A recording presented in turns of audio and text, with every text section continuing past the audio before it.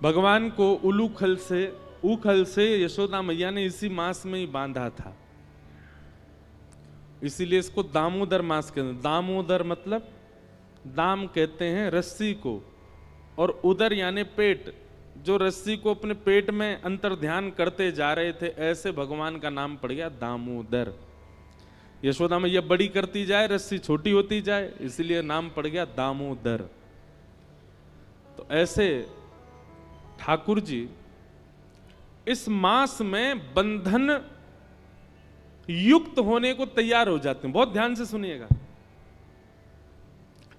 इस मास में ठाकुर जी अपने भक्तों को मानो ऐसा कहते हैं कि आप चाहो तो हमें अपने बंधन में बांध सकते हो।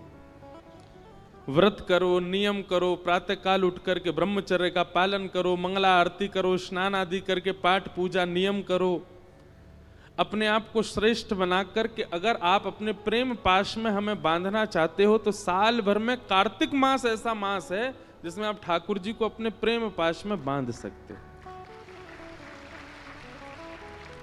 ठाकुर जी आपके हो सकते हैं। देखिए, ठाकुर जी को बांधना ही है अपने प्रेम में। भक्ति का मतलब क्या होता है? हम सब बंधे हुए हैं कहां? संसार में। हम सब की आसक्ति रूपी रस्सी बंधी हुई है संसार में। वो संसार से हटा करके श्री ठाकुर जी के चरणों में बांध देना, इसी को भक्ति कहते हैं।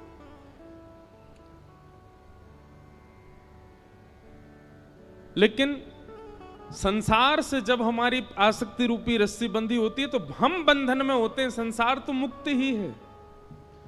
पर जब वह आसक्ति रूपी रस्सी ठाकुर जी से बांध दी जाती है तो ठाकुर जी भी बंध जाते हैं और हम भी बंध जाते हैं, दोनों बंध जाते हैं। फिर जहां जहां हम जाते हैं, अनुब्रजाम में हम नित्यम पूये ये तन्य रेणु भी, भगवान कहते हैं फिर जहां जहां मेरा भक्त जाता मैं उसके पीछे पीछे जाता हूं। तो ये बहुत पवित्र मास है, ब्रह्म मुहूर्त में उठने की विधा है। अब हमारी तो स्थिति ऐसी हो गई है कि हम इतने थक जाते हैं कथाएं करते करते।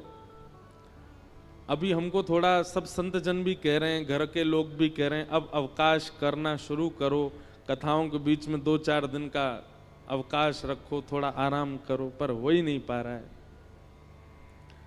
अब तो ऐसा हुआ है कि हमको आगे की कथाएं स्थगित करनी पड़ी हैं आराम करने के लिए। लेकिन आप सब लोग तो मुक्त हैं, तो कम से कम कार्तिक मास में प्रयास कीजिए, ब्रह्म मुहूर्त में उठिए और ब्रह्म मुहूर्त में स्नान आदि करके। भोपाल में अगर आपको व्यवस्था हो, यहाँ पे मंगला आरती 4-5 बजे होती हो मंदिरों में, तो पता नहीं, हमारे वृंदावन का तो माहौल देखने वाला होता है कार्तिक मास में। सुबह से ही सब ब्रजवासी और दर्शनार्थी और आगंतुक जितने भी लोग होते हैं वे सब निकल पड़ते हैं, यमुना स्नान करेंगे, राधा वल्लभ, बांके बिहारी, राधा रमण, रास मंडल, सेवा कुंज, सब जगह मंगला करते हैं, ठाकुर जी के मंगल दर्शन करते हैं। तत्पश्चात दामोदराष्टकम का पाठ करते हैं, सुंदर सुंदर भावों का पाठ करते हैं, तुलसी जी की विशेष आराधना करते हैं, तुलसी के सूखे लकड़ों से ठाकुर जी की आरती करते हैं। हमारे एक पंडित जी बता रहे थे कि कोई संत कथा में कह रहे थे कि एक बार कोई चूहिया दौड़ करके जा रही थी तो गलती से तुलसी के सूखे लकड़े पड़े थे, एक लकड़ी पर पैर पड़ गया तो वो उछल करके ठाकुर जी के सन्मुख अर्पित हो गई कार्तिक मास में।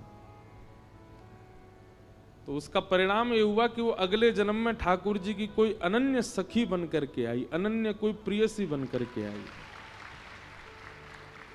तो हम सब चुहिया तो नहीं है, हम सब तो मानव हैं। कहने का अभिप्राय, भूल से भी यदि ठाकुर जी को तुलसी अर्पित हो जाती है या तुलसी के सूखी लकड़ी से ठाकुर जी की आरती हो जाती है तो कार्तिक मास में उसका फल देखो। पुनः हम एक बात कह दें, वृंदावन की जो रस रीति है ना, वो प्रेम की भरी हुई है, वहां पर पुण्य की कामना नहीं होती। आपके भोपाल में, इंदौर में, बंबई में, दिल्ली में, कलकत्ता में, चेन्नई में, पंजाब में, हिमाचल में, आदि आदि सब क्षेत्रों में पुण्य के लिए लोग भक्ति करते हैं, पर वृंदावन में पुण्य के लिए नहीं करते। वृंदावन में पुण्य की कामना नहीं होती है। वृंदावन में तो श्री कृष्ण चाहिए बस, और वो कृष्ण प्रसन्न रहे बस, ये कामना होती है। वहां पुण्य की कामना से कोई भजन नहीं करता। वृंदावन रस रीति अगर भाव आएगा तो कहूंगा इस कथा में। कार्तिक मास का आप सब लोग पालन करो। श्रीमद् भागवत जी का महात्म हमने कल सुना। अब प्रथम स्कंद से कथा का प्रारंभ करते हैं। जन्माद्यस्य यतोऽन्वयादितरतश्चार्थे स्वविज्ञस्वराट् तेने ब्रह्म हृदय आदिकवये मुह्यन्ति यत्सूरयः तेजो वारिमृदां यथा विनिमयो यत्र त्रिसर्गो मृषा धाम्ना स्वेन सदा निरस्तकुहकं सत्यं परम धीमहि। भागवत जी के प्रथम श्लोक में परम सत्य को वंदन किया गया। परम सत्य क्या है? ठाकुर जी का नाम। बंधुओं, ठाकुर जी प्रत्यक्ष मिलेंगे ये जरूरी नहीं है। आप ठाकुर जी के मिलने को किस रूप में लेते हो? बहुत ध्यानपूर्वक सुनिएगा। मुझे श्री कृष्ण मिल गए, इसको आप किस भाव से देखोगे? कि मेरे संग कृष्ण बैठते होंगे, मेरे संग कृष्ण खाते होंगे, मेरे संग कृष्ण सोते होंगे, मेरे संग कृष्ण डोलते होंगे, इसको आप समझोगे कि इनको कृष्ण मिल गए? नहीं। सब लोग बिल्कुल सावधानी से सुनिएगा। कृष्ण प्राप्ति के लक्षण क्या हैं? सबसे पहला, आपका हृदय प्रेम से अथाह भर गया हो। प्रेम से अथाह भर गया हो मतलब किसी सामान्य सी स्थिति को देख करके भी आपका चित्त दया से भर जाता हो, आपके नेत्र सजल हो जाते हो, समझ जाना आपको कृष्ण मिल गए हैं। दूसरा लक्षण, सुनो, अब ताली नहीं बजाओ, सुनो बस। हमें पता है आप सुन रहे हो। कई बार ताली के चक्कर में क्या होता है, 4 लोगों ने सुनी, उनने बजाई, 40,000 उसी के चक्कर में बजा देते हैं। कुछ अच्छा ही बोला होगा तभी तो सब बजा रहे हैं। ताली मत बजाओ, आप बस कथा सुनो। और हमको ताली की बहुत इच्छा नहीं है, बस जब कीर्तन किया करें तब बजाया करो आप। सबसे पहला लक्षण कि आपको कृष्ण प्राप्त हो गए हों तो आपके चित्त में अथाह दया हो जाएगी। अरे सामान्य सी गैया विचरण कर रही है, उस सामान्य सी गैया को विचरण करते हुए आप सोचोगे अरे बेचारी कैसी घूम रही है, ये ऐसी भावना, सहज दया प्रकट होने लग जाए, समझ जो कृष्ण मिल गए। दूसरा, आपके चित्त में विकार उत्पन्न जल्दी नहीं होते हैं, सदैव शुद्ध भाव बने रहते हैं। जैसे कई लोग होते हैं उनके चित्त में बहुत जल्दी विकार आ जाते हैं। किसी के सुंदर रूप को देख लिया तो काम प्रकट हो जाता है, किसी के अति धन को देख लिया तो लोभ प्रकट हो जाता है, किसी की व्यंजनों को देख लिया तो उसके प्रति आसक्ति प्रकट हो जाती है, कहीं पर व्यसन वस्तु देख ली तो उसके प्रति भोग दृष्टि प्रकट हो जाती। समझ रहे हैं ना बात को? पर आपकी स्थिति कैसी? आपकी जल्दी जल्दी विकार उत्पन्न नहीं होते चित्त में। कोई कितना भी रूपवान आपके सामने आ जाए, पर आप उसके रूप को देख करके ये विचार नहीं करते कि ये मेरा हो जाए, आप बल्कि उसके रूप को देख के ये विचार करते हो ये इतना सुंदर है तो इसको बनाने वाले ठाकुर जी कितने सुंदर होंगे, ये इतना रूपवान है। बेचारे आदत हो गई आपकी ताली बजाने की, मारी फिर रुक गए, अरे हमको तो बजानी नहीं थी।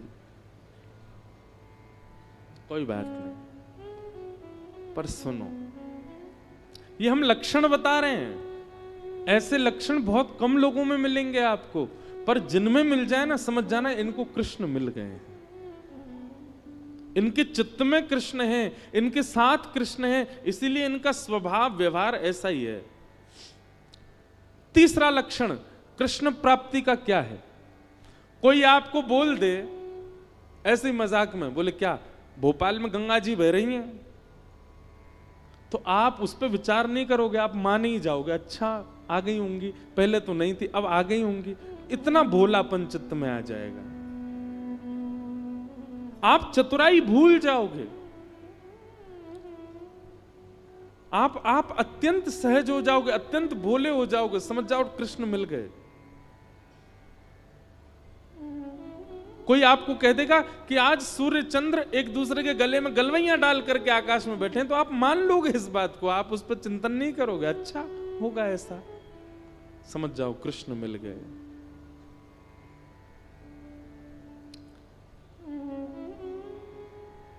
चौथी बात, कृष्ण प्राप्त होंगे तो आपके अंदर स्थिति कैसी हो जाएगी? व्रत करना, नियम करना, जल्दी उठना, कथा सुनना, कीर्तन करना, साधन करना, इनको आप नियम की तरह नहीं करोगे, इनको आप सौभाग्य की तरह करोगे, ये मेरा सौभाग्य है। कोई आपसे रात्रि 11 बजे बोले कि कल सुबह 3 बजे उठना है, तो आप आना काने, अरे राम राम नींद पूरे नहीं होने दे रहे हैं मेरी, क्या करें, ये 3 बजे उठना है, तो आप उसके लिए इतने सौभाग्यशाली मानोगे अपना, अरे 3 बजे उठना है, ठीक है सुबह तो 3 बजे उठेंगे हम। कल आपको व्रत करना है, पूरे दिन कुछ खाना नहीं है, तो आप इससे विचलित नहीं होगे, आप और आनंदित हो जाओगे, अच्छा मुझे व्रत करना है। जैसे कई लोग एकादशी का नियम ले लेते हैं कि हमको एकादशी करनी है, तो जैसे एकादशी आने वाली वो 10वीं को इतना खा लेते हैं कि कल तो भूखा रहना है हमको। पर कृष्ण जिसके चित्त में आ जाते हैं ना, वो व्रत को नियम की तरह नहीं सौभाग्य की तरह करता है, उत्सुकता की तरह करता है। जैसे बालक को कह दो कल हम तुझे मेला ले जाएंगे, तो रात भर सोता नहीं बालक, उसको इतनी एक्साइटमेंट रहती है, इतना पसंद रहता है, कल मेला में जाऊंगा। ऐसी उत्सुकता व्रत के लिए, नियम के लिए, सेवा के लिए, कथा के लिए, कीर्तन के लिए, धाम गमन के लिए उत्पन्न हो जाए, समझो कृष्ण प्राप्त हो गए। और 5वां लक्षण, रेलवे स्टेशन हो, एयरपोर्ट हो, बस स्टैंड हो, पब्लिक प्लेस हो, मॉल हो, कहीं भी कोई तिलकधारी दिखाई दे जाए, कोई कंठी पहना हुआ दिखाई दे जाए, भले ही आप अपने ऑफिस के काम से हो, आप ऑफिशियल वेशभूषा में हो, लेकिन दिख जाए कि कोई वैष्णव सामने आ गया है, तो चित्त में अत्यंत आह्लाद, परिचय नहीं है आपका उससे, आप जानते नहीं हो उसको, लेकिन उसके वैष्णव भाव को देखकर के आप अत्यंत आनंदित हो जाओ, अत्यंत सुख में भर जाओ, और आपका मन हो कि मैं जाके इसको प्रणाम करके आऊं, समझ जाओ आपको कृष्ण मिल गए।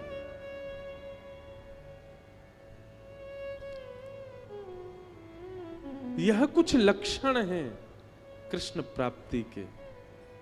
कृष्ण मिल जाने का मतलब कृष्ण संग रहेंगे नहीं।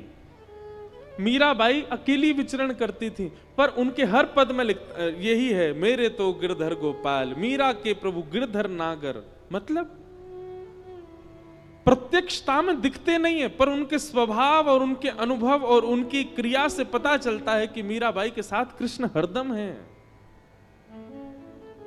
ऐसे ही हमारा स्वभाव, हमारे लक्षण, हमारे गुण, हमारी चाल चलन, क्रिया बताती है कि हमारे साथ कृष्ण है कि नहीं।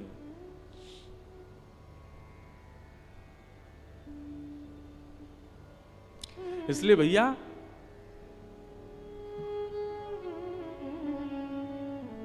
कृष्ण प्राप्ति का मतलब प्रत्यक्ष श्री कृष्ण संग रहे नहीं, आपके स्वभाव में, आपके गुण में, आपके व्यवहार में, आपके विचारधारा में परिवर्तन इस प्रकार का हो जो हमने बताया, समझो कृष्ण प्राप्त हो गए।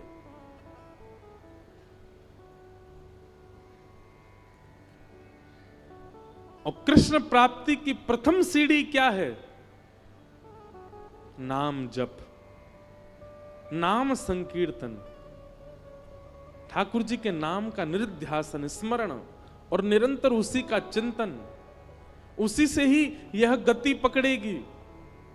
पहला गेर ही है नाम जप, और उसी नाम को ही श्रीमद् भागवत में कहा गया परम सत्य, सत्यम परम धीमहि। हम ऐसे परम सत्य भगवान श्री कृष्ण के नाम को प्रणाम करते हैं, नमन करते हैं, वंदन करते हैं।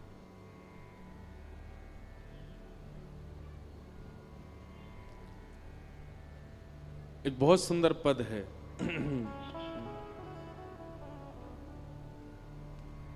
राम नाम विसार बंदे, राम नाम विसार बंदे, राम नाम विसार रे, राम नाम विसार। सब लोग गाओ, राम नाम विसार बंदे, राम नाम विसार बंदे, कृष्ण नाम विसार बंदे, कृष्ण नाम विसार बंदे, राम नाम विसार रे, राम नाम विसार रे, राम नाम विसार रे, राम नाम विसार रे। खाली आना खाली जाना इस जीवन का नहीं ठिकाना, गाओ।